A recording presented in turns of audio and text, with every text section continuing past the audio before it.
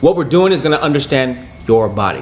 When it comes down to it, you're either in control or you're not. And if we're not practicing daily to own and control your body, then how in control just are you? Now think about that for 1 second.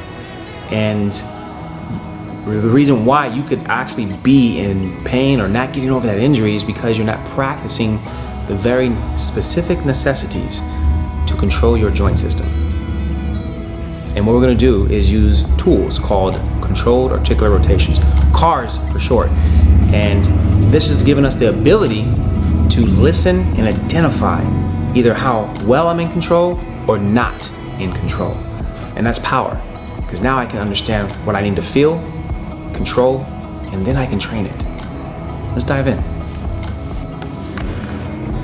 The wrist. You know, the wrist is, well, like any other joint, it's a joint that needs to have control. You as a human being need to have control of it. And a lot of times we don't, and we wonder why our wrists hurt. And it's real simple. Let's just dive in. So what we're gonna do is take the inside of this elbow, it's called the medial epicondyle. You're gonna glue that into your side. Some of you, it might be touching your hip, some of you, it might be touching your rib. That's okay. Just glue it into your arm, your side. So that way I can see and identify if I compensate anywhere in here for the lack of control here.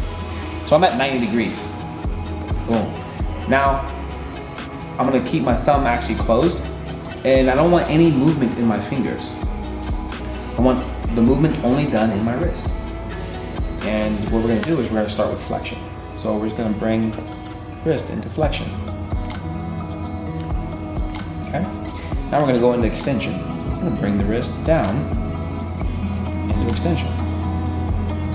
Cool. Come back to neutral. In neutral position, we're gonna do what we call deviations.